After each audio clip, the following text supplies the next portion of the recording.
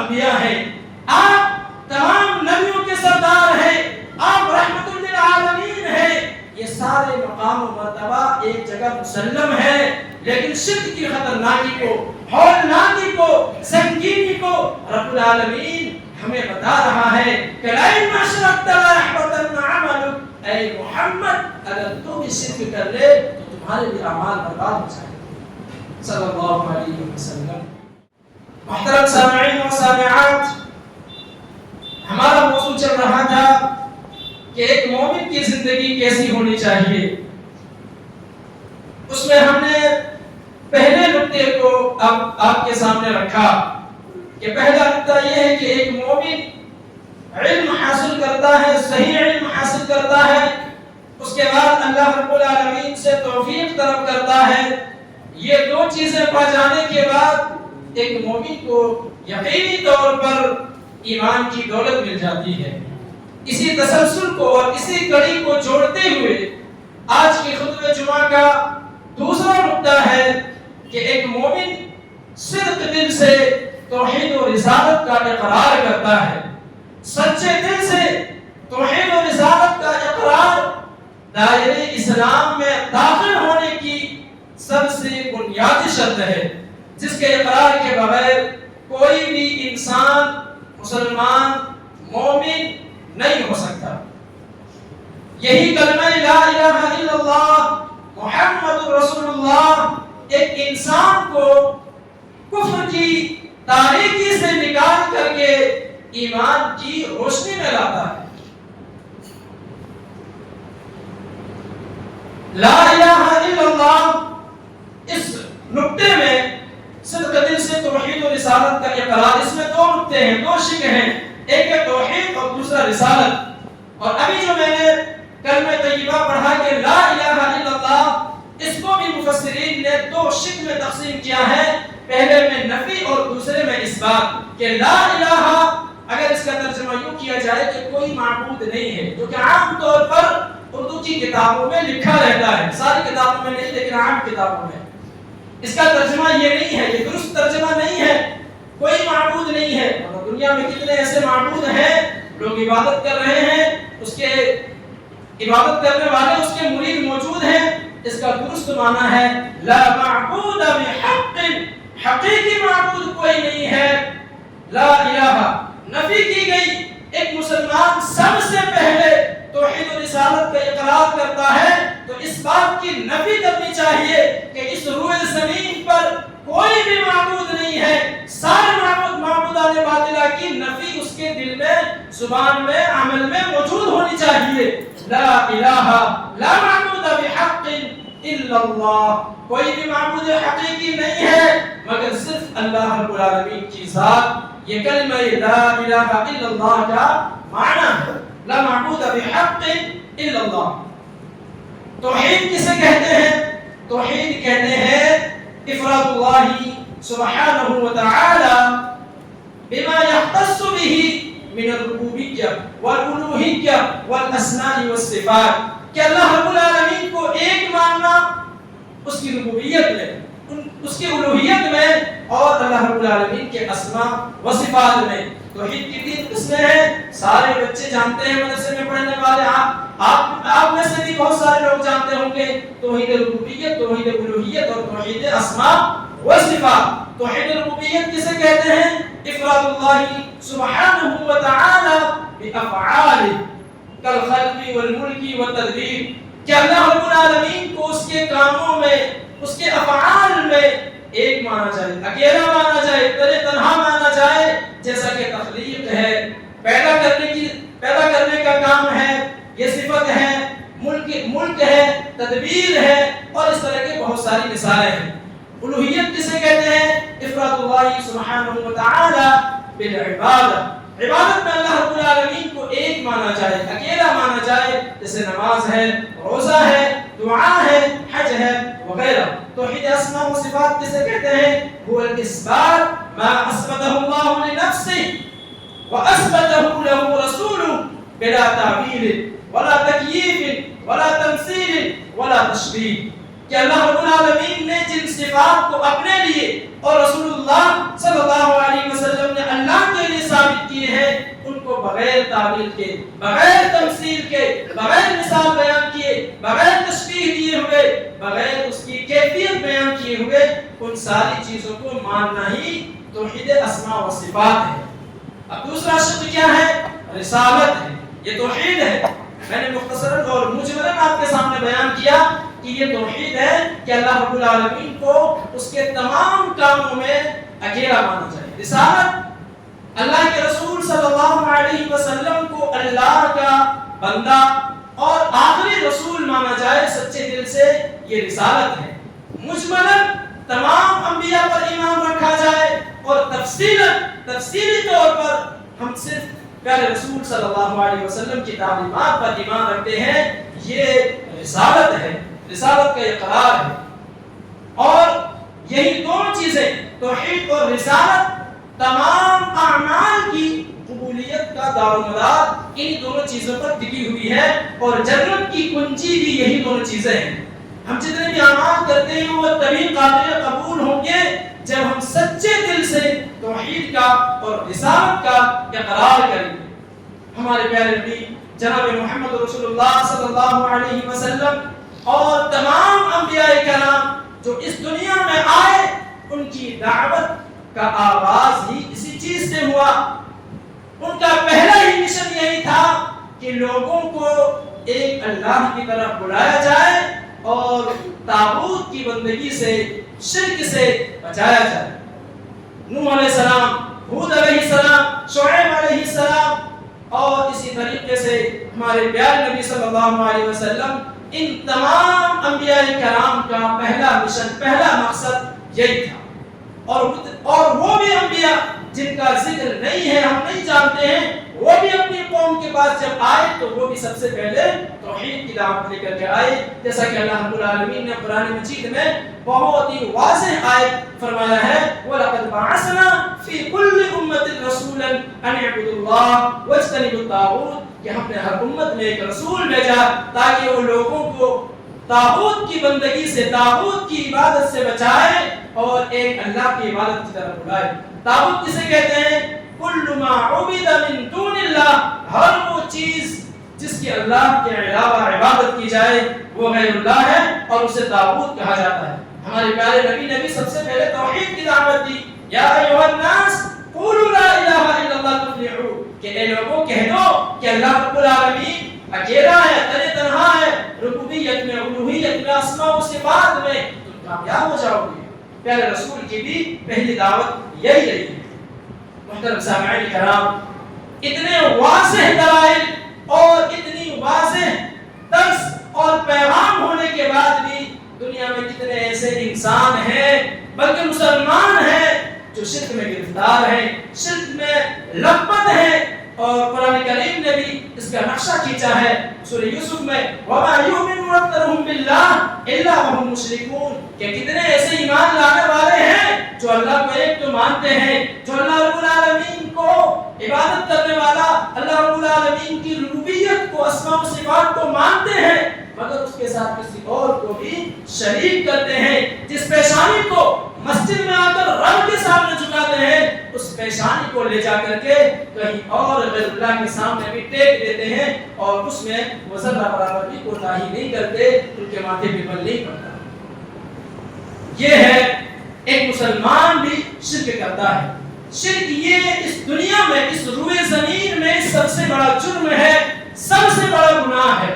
اللہ رب العالمین نے واضح طور پر فرمایا ان الشرک لظلم عظیم، شرک سب سے بڑا ظلم ہے، سب سے بڑا گناہ ہے۔ اور یہ شرک، اس کی خطرناکی، ہولناکی، سنگینی بہت خطرناک ہے۔ اللہ رب العالمین قیامت کے دن سارے گناہوں کو معاف کر سکتا ہے، لیکن شرک کو اللہ رب العالمین معاف کرے گا کیا؟ اللہ رب العالمین شرک کو کبھی معاف نہیں کرے گا، جیسا کہ اللہ رب العالمین نے قرآن مجید میں فرما دیا، ان اللہ لا یغفر ان یشرک بہ ویغفر ما دون ذلک لمن یشاء۔ اللہ رب العالمین شرک کو معاف نہیں کرے گا، پہلے ہی وارننگ دے دی، اس کے علاوہ جو سارے گناہ ہوں گے وہ اللہ رب العالمین کے تحت المشیہ ہیں، اللہ رب العالمین چاہے تو معاف کر دے، چاہے تو سزا دے دے، لیکن شرک اللہ رب العالمین معاف نہیں کرے گا. یہ اللہ رب العالمین نے دنیا میں ہی وارننگ دے دی، بلکہ شرک کرنے والے پہ اللہ رب العالمین نے جنت کو حرام کر دیا ہے اور اس کا ٹھکانہ جہنم ہے. جیسا کہ اللہ رب العالمین نے فرمایا انه من یشرک باللہ فقد حرم اللہ علیہ الجنہ ومأواہ النار وما للظالمین من انصار. کہ اللہ رب العالمین کے ساتھ جو لوگ شرک کرتے ہیں اللہ رب العالمین نے ان کے اوپر جنت حرام کر دی ہے. ایک ہوتا ہے جنت میں نہیں جانا اور ایک ہوتا ہے کچھ عرصے کے بعد جانا، ایک ہوتا ہے حرام کر دینا. یہ بہت بڑی ناکامی ہے ایک مسلمان کے لیے، ایک انسان کے لیے کہ اللہ رب العالمین اس کے اوپر جنت کو حرام قرار دے دے. جس طرح شراب کو، جس طرح خنزیر کو اور دوسرے جانوروں کو اللہ رب العالمین نے ہمارے اوپر حرام کر دیا، ہم چھو نہیں سکتے انہیں، اسی طرح اللہ رب العالمین بھی شرک کرنے والے پر جنت کو حرام کر دیا. ایک آیت اللہ رب العالمین نے قرآن مجید میں فرمایا وَلَوْ أَشْرَكُوا لَحَبِطَ عَنْهُمْ مَا كَانُوا يَعْمَلُونَ. اس آیت سے پہلے اللہ رب العالمین نے 18 انبیاء کرام کا ذکر کیا. 18 ایک نہیں، دو نہیں، 18 انبیاء کرام کا، بڑے بڑے مرتبے والے انبیاء کرام کا ذکر کیا. اس کے بعد یہ چھوٹا سا ٹکڑا اللہ رب العالمین نے بیان کیا وَلَوْ أَشْرَكُوا لَحَبِطَ عَنْهُمْ مَا كَانُوا يَعْمَلُونَ. انبیاء اپنی جگہ ہے، رسول اپنی جگہ ہے، ان کا مقام و مرتبہ بہت بلند ہے، یہ سب کچھ ایک طرف موجود ہے، لیکن اس کے بعد بھی رب العالمین شرک کے معاملے میں اتنا سخت ہے. اللہ رب العالمین نے ان 18 انبیاء کرام کا ذکر کرنے کے بعد فرمایا وَلَوْ أَشْرَكُوا لَحَبِطَ عَنْهُمْ مَا كَانُوا يَعْمَلُونَ کہ اگر ان لوگوں نے بھی شرک کر لیا تو ان کے اعمال غلط ہو جائیں گے، برباد ہو جائیں گے. انبیاء کرام سے شرک ہونا ممکن ہے کیا؟ انبیاء کرام تو معصوم عن الخطا ہوتے ہیں، بلکہ اس سے بڑھ کر کے ہمارے پیارے نبی امام الانبیاء، تمام نبیوں کے امام کے بارے میں اللہ رب العالمین نے مخاطب کر کے فرمایا. خطبہ مسنونہ کے بعد میں نے جو ٹکڑا پڑھا تھا لَإِنَّ أَشْرَكْتَ لَيَحْبَطَنَّ عَمَلُكَ، اے نبی آپ امام الانبیاء ہیں، آپ تمام نبیوں کے سردار ہیں، آپ رحمت للعالمین ہیں، یہ سارے مقام و مرتبہ ایک جگہ مسلم ہے، لیکن شرک کی خطرناکی کو، ہولناکی کو، سنگینی کو رب العالمین ہمیں بتا رہا ہے کہ لَإِنَّ أَشْرَكْتَ لَيَحْبَطَنَّ عَمَلُكَ. اے محمد اگر تم شرک کر لے تو تمہارے بھی اعمال برباد ہو جائیں گے. صلی اللہ علیہ وسلم. کیا ہمارے نبی سے شرک ہو سکتا ہے کیا؟ ایک مسلمان کا یہ عقیدہ ہونا چاہیے کہ انبیاء معصوم عن الخطا ہوتے ہیں، وہ گناہوں سے پاک ہوتے ہیں، اور ہمارے پیارے نبی جن کے شق صدر کا واقعہ پیش آیا، دل کو دھویا گیا، پھر سے فٹ کیا گیا، لوتڑے کو نکالا گیا، وہ شرک کر سکتے ہیں کیا؟ نہیں. پھر اللہ رب العالمین نے یہ آیت کیوں بیان کی، اتنی سخت آیت، تاکہ لوگوں کو پتا چلے، لوگوں کو اس کی ہولناکی اور خطرناکی کا پتا چلے. مقصد رب العالمین کا یہ ہے کہ لوگوں کو تنبیہ کیا جائے کہ ایک انبیاء بھی اگر شرک کر لے رب العالمین اس کے گناہ کو برباد کر سکتا ہے، تو پھر تم کس کھیت کی مولی ہو؟ تم کیا چیز ہو؟ اگر شرک تم سے مثال آ گیا، تم نے بھی شرک کر لیا، اللہ رب العالمین تمہارے بھی اعمال کو برباد کر دے. بلکہ ایک انسان اگر شرک سے بچتا رہا تو رب العالمین اس کی بخشش کر سکتا ہے، اس کو معاف کر کے جنت دے سکتا ہے، اس کی مغفرت کر سکتا ہے. بڑی ہی واضح دلیل ہے، حدیث قدسی ہے. اللہ کے رسول صلی اللہ علیہ وسلم نے فرمایا، حدیث قدسی کہتے ہیں جس میں اللہ کے رسول ڈائریکٹ اللہ رب العالمین سے روایت کرے، روایت من رب اللہ، جس کو اللہ کے رسول ڈائریکٹ اللہ سے روایت کرے کہ اللہ نے یہ فرمایا، قال اللہ تعالی یا ابن آدم، اے ابن آدم، انك لو اتيتني بقراب الارض خطايا ثم لقيتني لا تشرك بي شيئا لاتيتك بقرابها مغفرة. رواه الترمذی وصححه البانی. اللہ رب العالمین نے فرمایا اس حدیث قدسی کے اندر کہ اے ابن آدم، اے آدم کی اولاد، اگر تم مجھ سے ملاقات کرے اس حالت میں کہ تم آسمان سے لے کر کے زمین تک گناہ بھر کر کے لائے، لیکن ان گناہوں میں شرک موجود نہ ہو، لَأَتَيْتُكَ بِقُرَابِهَا مَغْفِرَةً، تمہیں اتنی ہی مغفرت لے کر کے میں تم سے ملاقات کروں گا، تم سے ملوں گا۔ کتنا بڑا مقام ہے، کتنی بڑی فضیلت ہے کہ انسان شرک سے بچتا رہے، شرک کی خطرناکی سے، ہولناکی سے انسان بچتا رہے کہ انسان کی مغفرت اللہ رب العالمین کر سکتا ہے۔ محترم سامعین کرام، یہ اس خطبہ جمعہ کا دوسرا نقطہ ہے کہ ایک مومن جو ہوتا ہے وہ کبھی مشرک نہیں ہو سکتا۔ ایک مومن کی صفت یہ ہوتی ہے کہ وہ ایمان والا ہوتا ہے، وہ جس پیشانی کو مسجد میں آ کر رب کے سامنے جھکاتا ہے وہ کسی غیر اللہ کے سامنے نہیں جھکا سکتا۔ ایک مومن اپنے جن ہاتھوں کو رب العالمین کے سامنے پھیلاتا ہے، رب العالمین سے بھیک مانگتا ہے، رب العالمین کے سامنے اپنی عاجزی و انکساری کا اظہار کرتا ہے، جن ہاتھوں کے ذریعے سے وہ ہاتھ قطعاً کسی غیر اللہ کے سامنے نہیں اٹھ سکتا۔ آج ہمارے مسلمانوں میں سے کتنے ایسے مسلمان کا عقیدہ اتنا کمزور ہوتا ہے، ذرا سی مصیبت آنے پہ وہ دوسروں کے آگے اپنے ہاتھ پھیلا دیتے ہیں۔ ذرا ہماری تقدیر دیکھ لیجئے، ہماری ہاتھ دیکھ لیجئے، ہماری قسمت میں کیا لکھا ہے، ہمارے ساتھ کیا ہوا ہے یا ہمارے ساتھ کیا ہونے والا ہے۔ کتنے ایسے کمزور عقیدہ والے مسلمان ہیں، انہیں چاہیے کہ وہ اپنے ایمان اور عقیدے کو مضبوط کریں، اور ایک مومن کی جو صفت ہوتی ہے کہ وہ سچے دل سے رب العالمین پر ایمان رکھتا ہے، توکل کرتا ہے، وہ اس کے اندر موجود ہو۔ یہ دوسرا نقطہ ہے کہ ایک مومن کبھی مشرک نہیں ہو سکتا۔ تیسرا نقطہ کیا ہے؟ ایک مومن فرائض اور حقوق کی ادائیگی کرنے والا ہوتا ہے۔ علم حاصل کرنے اور رب العالمین کی توفیق مل جانے کے بعد ایک انسان مسلمان ہو جاتا ہے، مومن بن جاتا ہے۔ پھر مومن بن جانے کے بعد، مسلمان ہو جانے کے بعد ایک مسلمان پر یہ عائد ہوتا ہے کہ وہ فرائض کی ادائیگی کرے، وہ ان چیزوں کی ادائیگی کرے جن کو اللہ رب العالمین نے ایک مکلف مسلمان پر، مومن پر واجب قرار دیا ہے، وہ اس کو بچا لائے اور حقوق کی ادائیگی کرے۔ یہ میرا خطبہ جمعہ کا تیسرا نقطہ ہے۔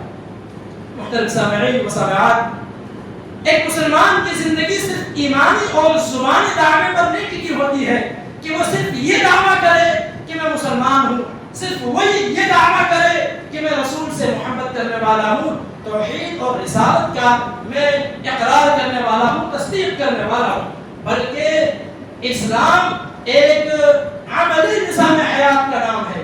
اسلام اس چیز کا نام ہے کہ صرف دل میں عقیدہ نہ رکھے، اگر صرف دل میں عقیدہ رکھے اور عمل کر کے نہ دکھائے پھر وہ معاملہ کسی اور کی طرف چلا جائے گا، صوفیوں کی طرف، کہ جو دل ہی دل میں عبادت کرتے ہیں۔ لیکن اسلام وعمل بالجوارح، ایمان کی تعریف میں یہ داخل ہے کہ ایمان لانے کے بعد عمل بالجوارح، جوارح کے ذریعے سے، اعضاء و جوارح کے ذریعے سے کر کے بھی دکھانا پڑے گا۔